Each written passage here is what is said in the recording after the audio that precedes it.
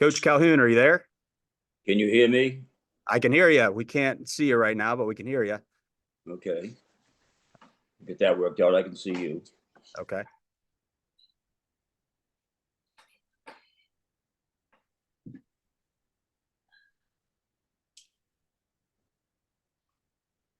I can still see you, but not me. All right.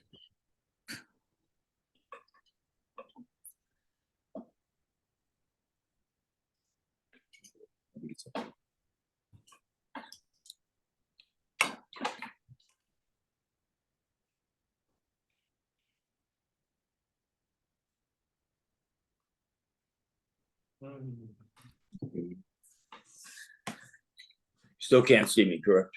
I can't see you yet. No. Any suggestions? Says Jim Calhoun here. There should be, for me, in the bottom left, there's a thing that says start video. This one on the bottom right says Jim Calhoun. No. Okay.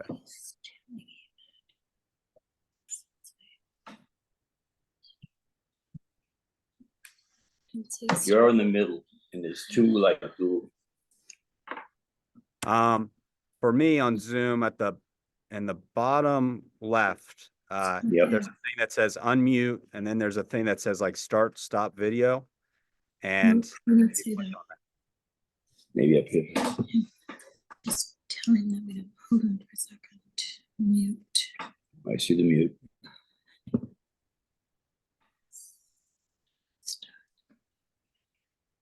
there we go. We can see it. Yep. Okay. See me okay? Yes. Tell me, The top right. because I Yeah. can't see Yeah, if you want to tilt your camera down just a little. It looks kind of like you can see just the top of my head. Yes. Yeah. Yep. It has to go this way up. Have to tilt. There we go. Perfect. See if I can get that in place for you. That can help.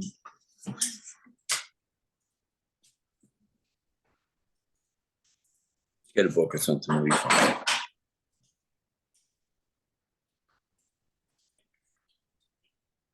All right. We're gonna get a book in 1 second just to keep it up. Okay. Yeah. Sounds good.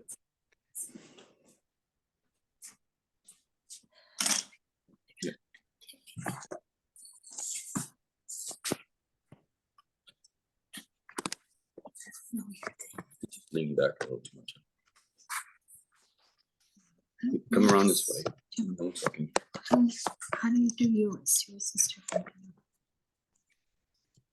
Technology. If you see it, you'll see exactly what we're doing. It has to be like Understand. that's perfect. I know that. Yeah, that's right there. That'd be perfect. I'll hold it like this.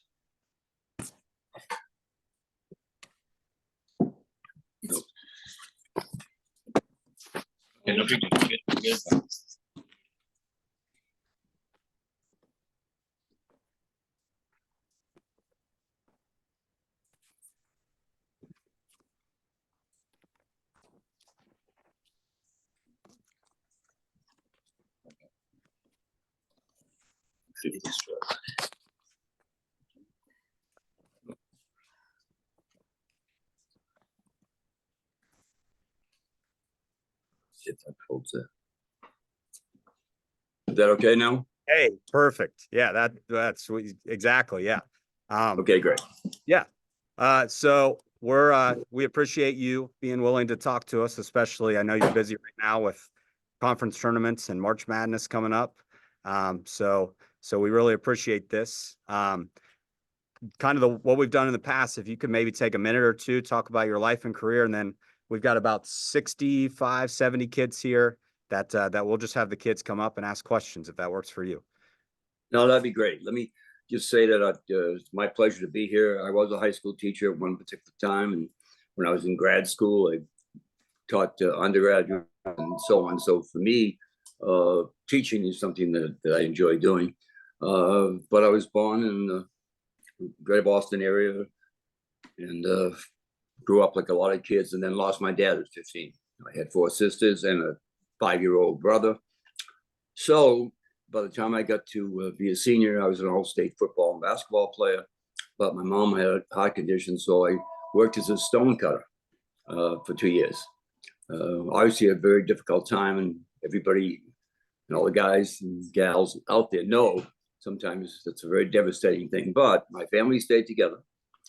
I had incredible support from my football, basketball principal, my town. We're a big basketball and football town. And they took care of me, and they kept saying, you got to get out of here. You got to get out of here. As soon as your mom gets healthy, you got to get out of here. I got out of there and went back to American International College, and being a very good, I thought a good basketball player. More importantly, I guess they did, because I got a tryout with the Celtics. And from that point, I didn't know what to do. Bill Russell, who I became friendly with, caught me, the great Bill Russell. And you know, my college coach says, come on back to grad school and we'll make you the freshman coach. Thus, a lot of years ago, I started coaching freshman basketball, then coached high school for 4 years, and then got the Northeastern University job when it was Division II, became Division I. Had a couple great players, Reggie Lewis, God rest his soul. And then I went on to UConn, and that's a 50-something year basketball career, which I loved. And, you know, for all the younger people out there, remember that you think you're going to make all the choices. You will. You'll make the choices on what's right, what's wrong, but more importantly, what you really, truly believe in.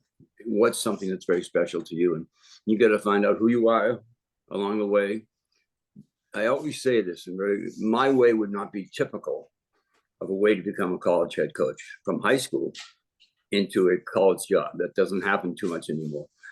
So all those kind of things put together kind of made me who I am. I'll say one statement. It's not to make anybody feel bad, good, or indifferent, but the worst day of my life was when my dad died. He was a great athlete himself. He was a merchant marine graduate engineer, and then left a family of 4 sisters, a brother, a mom, and I had to become a man at 15 very quickly. And I think, as devastating as the most important person in the world to me, leaving my life, but what he left me is a lot of, I think, fiber, character, and a belief that if you believe enough, work hard enough, you can get it done.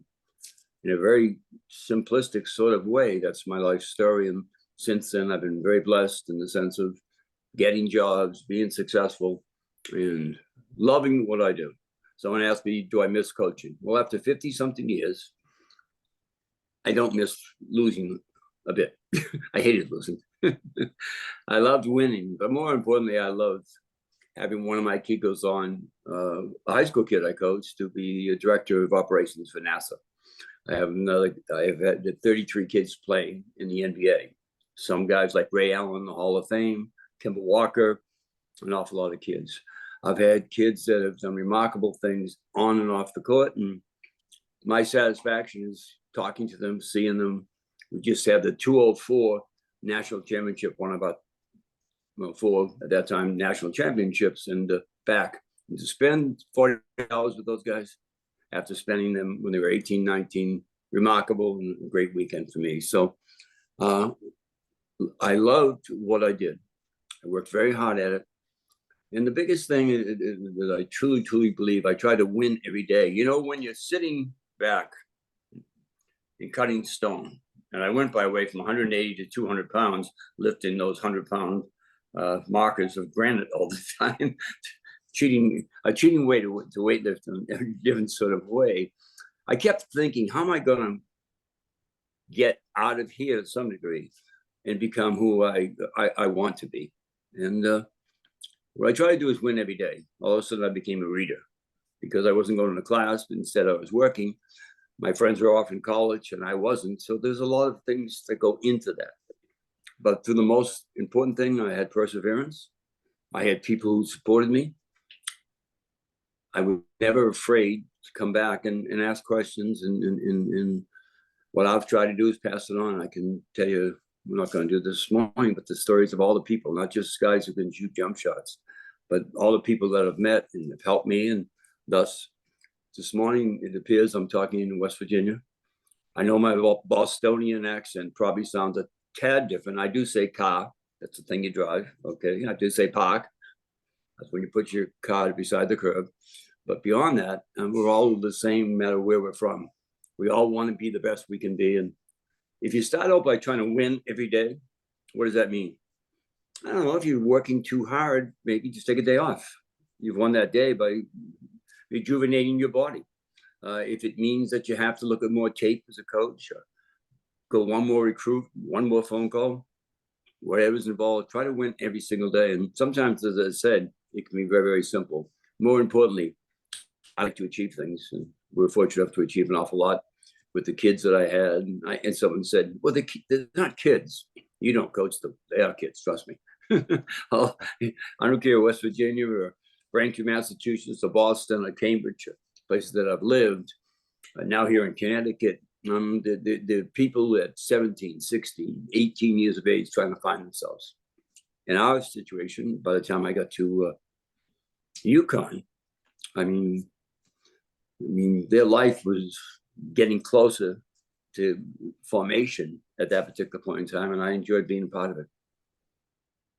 Well, that was great.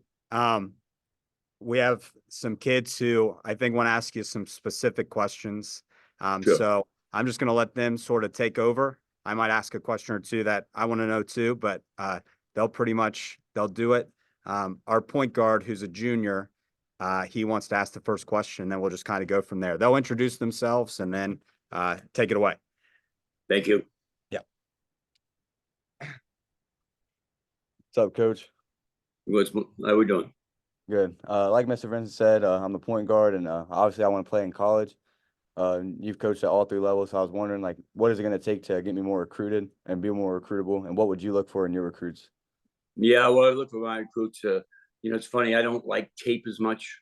I want to see when you're taken out of the game because you didn't play particularly well, your reactions. I want to see how you interact with your teammates. And of course, I want to see your game. I want to see, do you have the quickness to play at a particular level? Do you have the shooting ability to offset what you don't have, maybe quickness-wise or otherwise? How do you compete? What kind of person you are? And how badly you want it. I mean, are you willing to pay prices? Everybody says they are. Let me give you a quick story. You heard of Kemba Walker? Not a bad little point guard, right? Kemba goes in the NBA, and he's fine.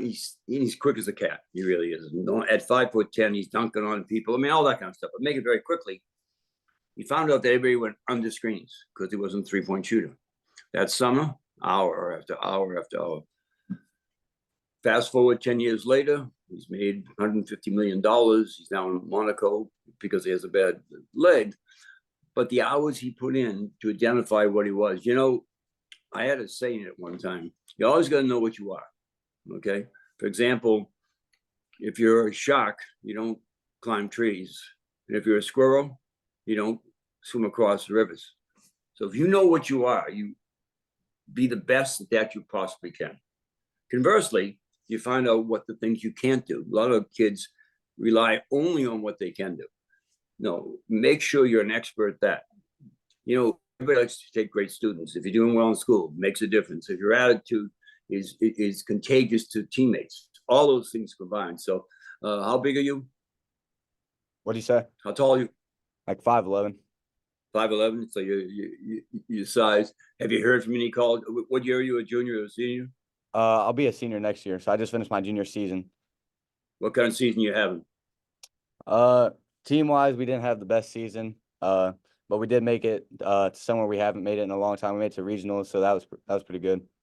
Okay, well, what I would do is make sure you get your coaches and people around you. Okay, what do I do well? And make you be the best at that simple thing. And then what do I have to improve on? A lot of people don't want to do that. They want to just keep doing what they do. And, a one-dimensional player isn't what anybody's really looking for. And the other thing is, I think persistence, the ability to keep going after something, the right things, are going to take you an awful long way. If you truly believe in you, and you should, you coming up here and asking a statement of someone who's coached 1,500 college basketball games and 33 pros and stuff, and a lot of great college kids, take something. And I would wish you the best of luck, but believe in you. And the more and harder you work, Ray Allen, the great shooter, Hall of Famer, he Kinley used to say, by the way, did someone turn the air conditioner on in the gym? He said, what do you mean, coach? Well, I missed that shot. It couldn't have been my shot. It must have been the air conditioning. Have that attitude. Okay, thank you.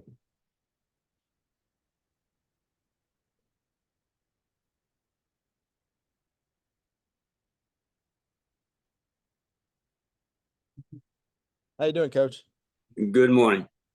So you coached a lot of infamous teams and at UConn, but probably the most famous team was that 2011 team that won national championship, that went on that 11-game win streak, and with Kemba. You guys were in that Big East tournament with, was it like 10 or 11 teams that made the tournament, and you guys were like the 9 seed. You guys went all the way. What was kind of the feeling in that locker room when you were in that tournament? Well, a joking sort of way, and I talked to Kimba yesterday. We always kid. I kept saying, you guys get a choice now. You lose a game, you're going back to the gym, and I'm going to beat the living heck out of you. So would you rather do that, or would you rather, would you rather be here and have 19,000 people cheering you on, get an opportunity to go to the NCAA tournament, go over and meet Bill Clinton, President Clinton at the time, came to 3 or 4 games. Would you rather do that, or have me go beat the living heck out of you back at home? It was a team joke to some degree.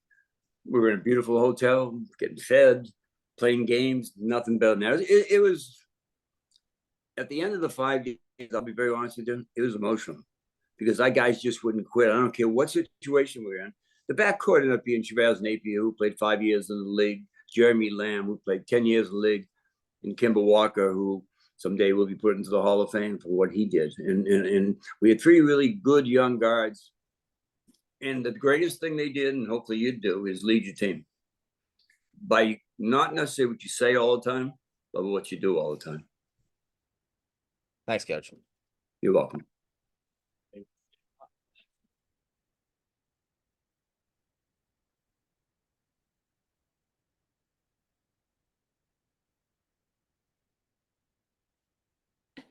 How you doing, Coach?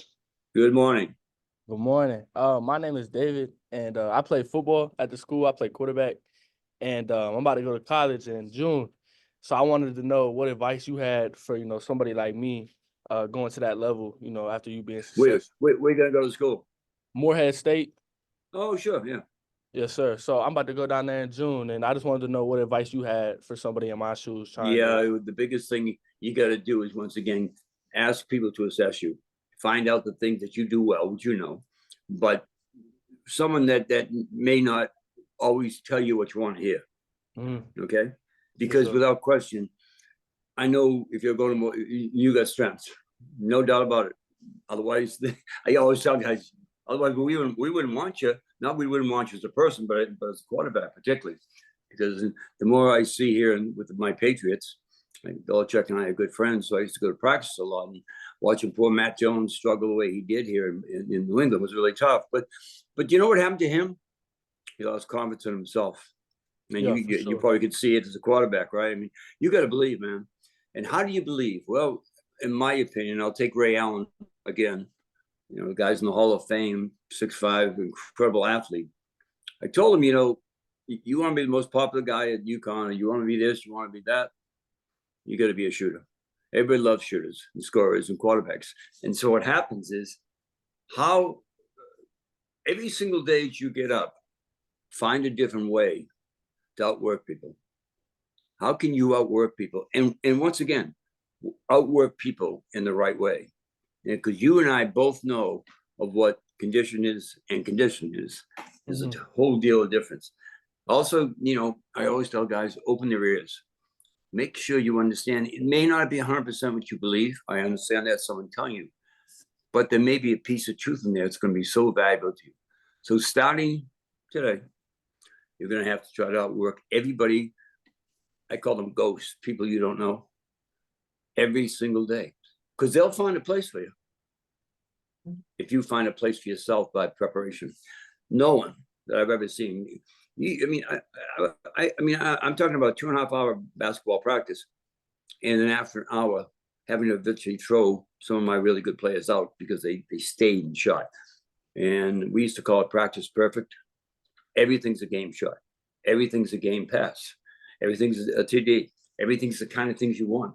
Can you outwork other people? I know you can. And don't ever, ever stop believing in yourself. If you believe in yourself, you know what's going to happen? Everybody else will too, because they'll feel it. They'll feel no one can outwork you. Yes, sir. Thank you, Coach. You're welcome.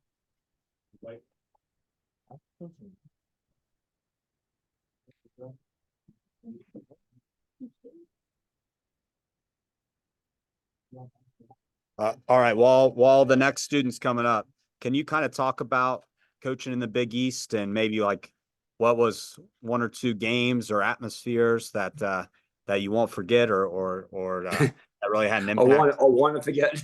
Yeah. Right. Yeah. There you go. Yeah. Well, yeah, Big East at that time. I joined the Big East after being at Northeastern. We had made the NCAA tournament, I think 6 out of 7 years, had a really good run there. And I took, oh, by the way, I took over at Northeastern. I was 29 years old. I was the youngest coach in the country. And I came from high school because I went to a place that was a hockey place and won the state championship my second year there at 29-1. And not that I remember, but of course I remember that. Yeah. And then got the Northeastern job because no one was sure, could this big school, co-op school, go from Division II to Division I? And we did. The reason I left, I'm a Bostonian, as I said, was because I was going to have the chance, like any good competitor, to coach against what eventually became 6 of the 9 of us are in the Hall of Fame. That's like almost unheard of if you think about it. It's, you know, from John Thompson to Louis Carnesecca to Rolly Massimino to Jim Boeheim to myself. I mean, you go through the list. I mean, it was absolutely phenomenal. Every night you had to prepare.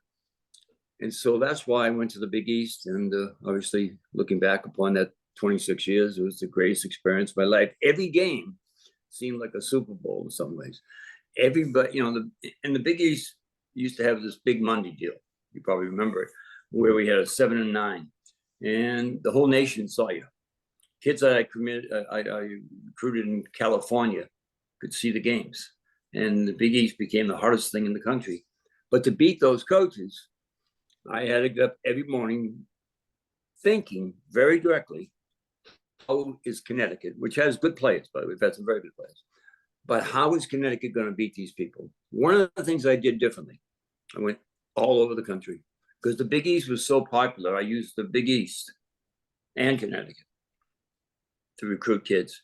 For example, I remember still recruiting a kid in Seattle, Washington. He loved John Thompson in the Hoyas. And he said to me, I'd love to play for Georgetown. I said, that's great. Of course, Coach, knowing that he didn't, has Coach Thompson called you yet? I said, no. How would you like to beat Coach Thompson twice a year? My point being, utilizing every asset that I had at hand.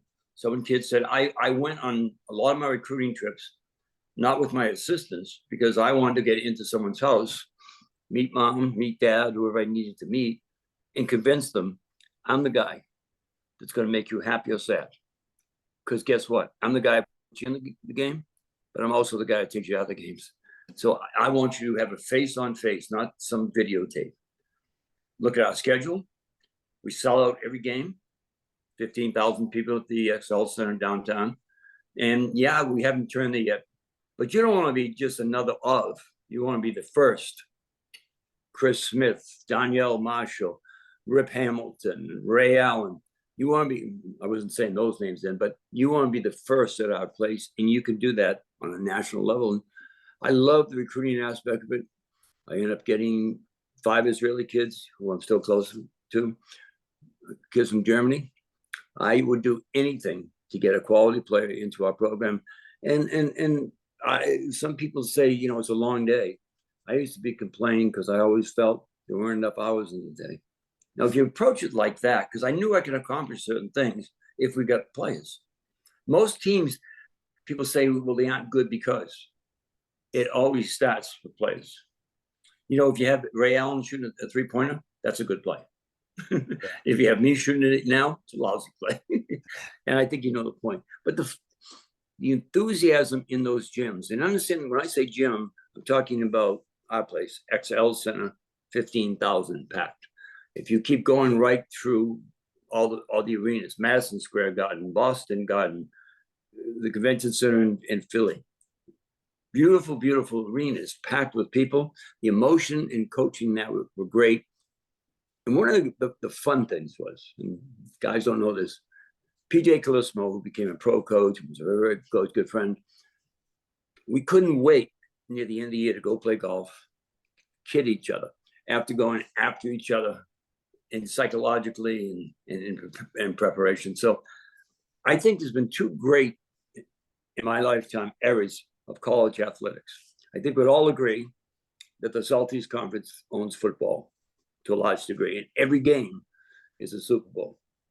Well, in the Big East at that time, with 6 out of 9 coaches being Hall of Fame coaches, similar things happen. I mean, a big Monday game, it wasn't just 2 teams playing 40 minutes.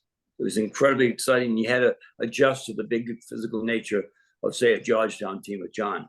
You had to adjust to Rolly Massimino spacing the court. Remember, at one point, there was no shot clock, so you had to find even more creative ways. But we all did. And I really wish, I remember hearing that damn musket go off in West Virginia. Yeah. First time I did, I was ready to jump down, thought something had happened. I remember going against Gail Catlett when he was there. I remember going against Bob Huggins, who did an incredible coaching job there. And West Virginia was a cool place to visit, by the way. When West Virginia had it going, it was in basketball. I can tell you right now. I know it's in football too, but it was really a cool place. I mean, when people came in, they came in to fight for the Mountaineers, and it was really, really special. But the same thing happened in D.C. for Georgetown. The same thing happened in the Dome in Syracuse. Jim Boeheim and I have known each other a long time, and we're golfing buddies. He's a pretty good player. He was about 2, and I never could get. I didn't start playing until I became a college coach, and I was best I could have be down to a 6 or 7. I still play, by the way, a lot more now in some ways. Yeah. But I think the excitement of being inside that atmosphere, there was nothing like it. There really wasn't. I liked high school coaching. I certainly loved being at Northeastern building a program. But the Big East during those days, with the competitive nature of the fans, with the competitive nature of all those things, and some people it maybe could ward off or make it only inspired me. You know what I used to say? We'll take West Virginia, for example. In the last 30 seconds, when the West Virginia crowd was really quiet, that means we were walking out there with a win. And I said to my sister, I love that sound. So what sound, Coach? The sound of silence. Yeah. And my point being, and yet afterwards, it's competition. And you shook the other man's hand. You shook the player's hand because they gave you a heck of a game. And it was really, really exciting. It was exciting. I've been in 40 countries. I just came back in in August for 2 weeks giving clinics in Japan. I've been in what was Yugoslavia at one time. I helped a kid named Tony Kukoc, great player. I just saw him at the Hall of Fame. He's now in the Hall of Fame, and he remembers me coaching him a lot of years ago. So what basketball has done for me, it got me a bachelor's degree, got me a master's degree, and got me a life of accomplishment. An accomplishment, I'm not bragging the fact we won national championships in 17. I'm going to say it because this is a really 17 Big East championships we won, all tied. How proud am I of that? I wouldn't say it unless I was really proud of it because, and the guys there know and the gals all know, winning the neighborhood battles is a lot of fun. People that you know and you respect. And I always had great respect. I knew the other guys could. You weren't in the Big East very long if you couldn't coach. And therefore, you're going against some of the best. The players at that time, we played in Georgetown one night, and 9 of the 10 kids on the jump ball all played at least 3 years in the NBA. Allen Iverson was in it. Ray Allen was in it. My point being, the excitement of competing and doing everything humanly possible to beat someone in a good way within the rules, but finding ways was such great motivation. As when I started saying, and I hope everybody here hears this, win the day. What are you going to do today to make yourself better? You all have different things. Hit the weight room. Quarterback, work on those feet. Point guard, how good is that jump shot? Someone who's going to be a great author someday. When you read a book, really read a book. I got into reading after my dad died because I was, in many ways, even though I was in a big family, I was probably bitter. So I found other ways to win that day. I didn't call it that then, by the way. Okay. You know, I wrote a book called Dare to Dream. And that's what it was. I dared to dream without a particular thing in mind, but I said, I don't know what I'm going to do. Oh, it'll show to you. And you'll make it show to you by what you do every single day. And I don't want anybody who's listening to this to let the day go by. If you could have seen me at 15 after my dad died, with my sisters, a couple younger, a brother who's was 5 years old. By the way, he's a cardiologist at Mass General now. I've got another sister who's a cardiac specialist. We lost both our parents through cardiac problems. The reason I'm telling you that is that quitting, giving up, we were disappointed our parents. And I was never going to allow that to happen, nor myself.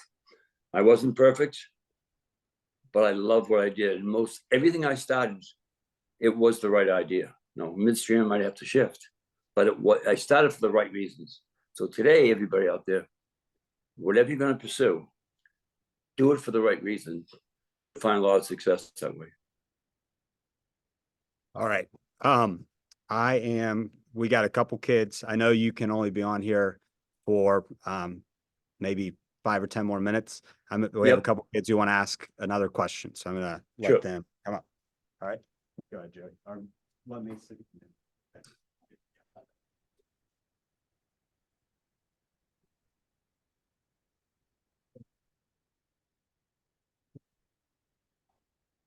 What's up, Coach?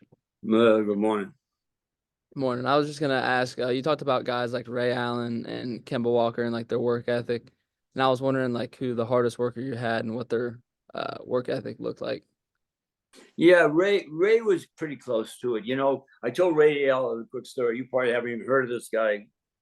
Oscar Robertson at one time was considered the greatest basketball player. 6'5", could do everything. He lived about 2 miles from his school. He dribbled the basketball back and forth every day.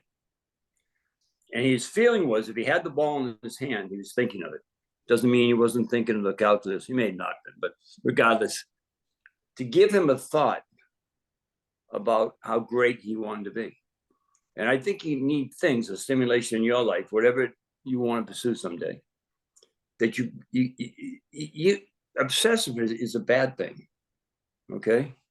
Persistence is a great thing. Obsessive, that means all you do. I'm on a theater. You know who Lin-Manuel Miranda is? He did Hamilton when he was in college, the great play and art. And I met him and he said that's all he did all the time. Not, let's say, right, but think of ideas and which things that he's going to do very, very well. And the more people I meet in different avenues, and I got a funny story quickly. Obama, you know who President Obama was, and we were at the White House in one of our championships, and we're out there, and he is a hoop back there. He says, "Coach," I said, "Yeah, Mr. President." I said, "You know what I want to do? I want to play Kemba one-on-one." So I looked at him. There's all reporters around. I said, "Mr. President, that would be a bad idea." I said, "What Kim would do? He eats people for lunch. That's what he can really do." And matter of fact, when he goes by, he might dunk on you. You've had 5'10". And I think, and Kimba loved the game. You know, I could tell Kimba loved the game because when he walked into the gym, he started smiling. So find something that makes you smile. I'm serious. Find something that makes you feel good and pursue it the best you can. Is that automatically going to make you, quote, the best? I don't even know what the best is. You and I can argue all day who's the best basketball player, who's the best football player, whatever the case may be. But being the best is not exactly, maybe you're the best. I don't know. I should just smile on your face. But whatever you do, all you want to try to do is be the best you possibly can. I didn't know what I wanted to do after my dad died. Here I am, 15, you know, and I got a full scholarship to UMass in basketball. I was an all-state football player, and I couldn't do it. So I had to work. And all I kept thinking about, what can I turn my body into, which I did, and then other things that I didn't. As they say, it worked out, and Right. because I had such persistence, I wasn't going to give up. I was going to change courses at times, big difference, but I wasn't going to give up on me, my family, or my dreams. Sir, thank you, Coach. You're welcome.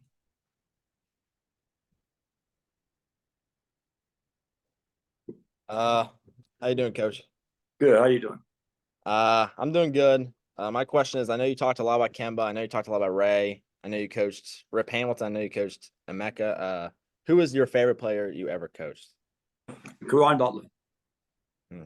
You know who Karan Butler is? Yeah, I do. Yeah. Great player for us. He's now Karan Butler. When he was 11 years old, went to reform school.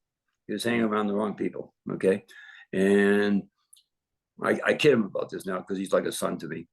He saw his dad twice in Racine, Wisconsin, right outside Milwaukee. Mom was great. She worked from 11 to 7 every single night. And Karan Butler, I went to a gym, and I was the only guy who looked like me in that gym, if you get the point I'm making, okay? And he kind of afterwards said, he must be a tough guy. He wasn't afraid of anything. Well, anyways, a policeman came over to me afterwards and said, who are you looking at? I said, Karan Butler. He said, if you can get him to believe in the right things, he's a special guy. Now, this is a cop. He's been arrested a couple of times in the sense of hanging around this gang. And I've never, ever, ever watched a kid, because he had so much to give, evolve. He's 21 years old because he spent time in farm school and prep school for a year. So he's 22. He's a sophomore. Great player. Hands that, held the ball like an orange, and I say, you gotta leave. I'm telling you the true story now.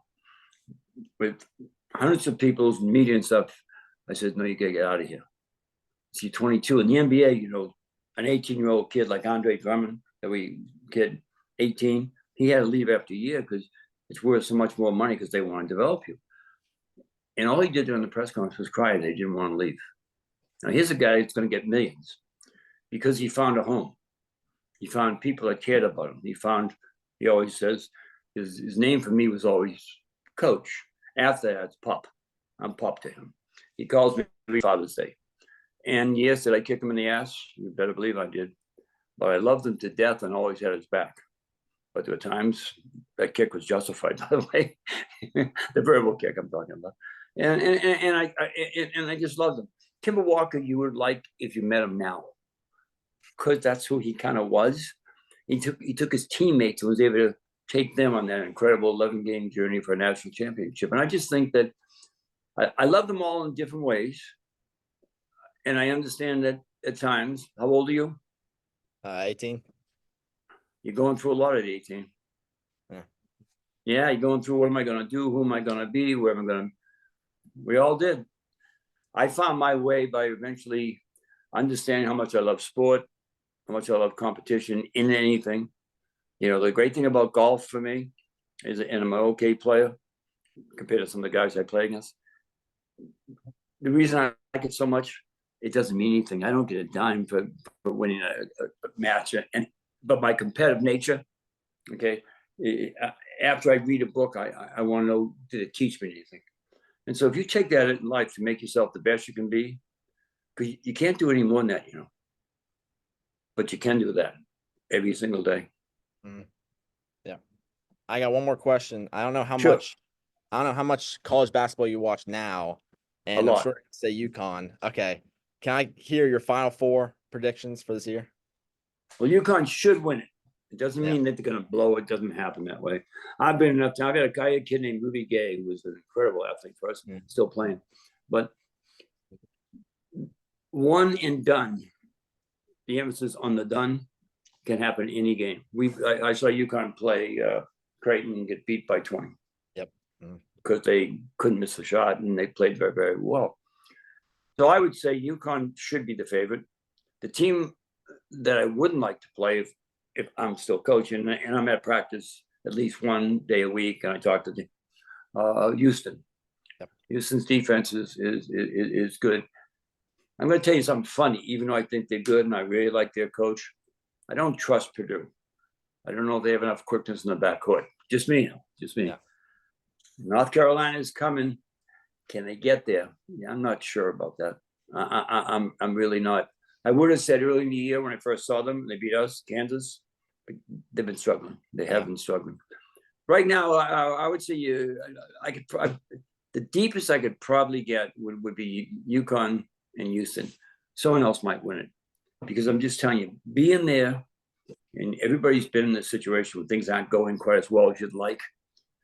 And in coaching, we call that dry mouth, because all of a sudden you can feel things starting to fall apart, and sometimes there's nothing you can do about it. And that's what happens in the tournament. But I love the tournament. My players used to say, if we're playing hypothetically Fairfield, nice program, et cetera, but we usually beat them pretty good. I want to beat them in the first minute because I don't like those games as much. Nothing against Fairfield. But when we play Duke or Carolina, I can't wait to compete against the very best. And I think if you have that mindset, you get a chance to go pretty far. So I'm gonna say with UConn and Houston. All right. Thank you, Coach. You're welcome.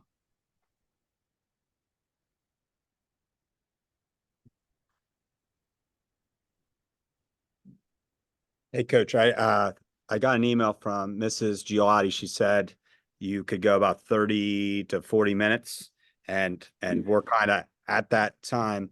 I had a student a few years ago. I think I know what your answer is going to be, because you kind of hit on this throughout the interview. But we had a student a few years ago who said we should kind of always finish with, what's a piece of life advice you'd give to a 17, 18-year-old student? So I think you're going to say win the day, which I think is a great slogan. But anything else you'd want to elaborate before your? Well, yeah, I think within the win the day, there's that persistence. You can win the day, but keep doing different things, and you're not going anyplace. You're going sideways. Yeah. You want to get to whatever your mountaintop is.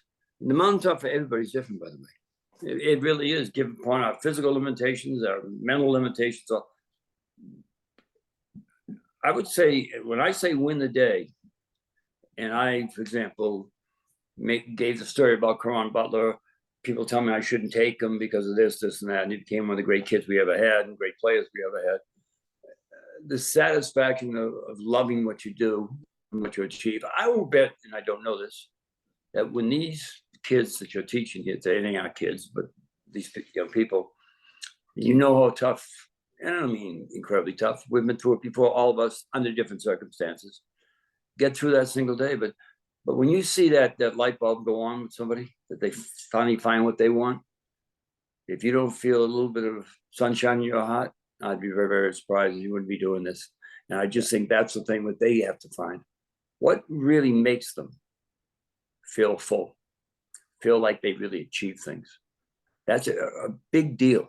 My wife has a joke that we walk out of the XL Center and be all these people, and there'll be people, unfortunately, that are down.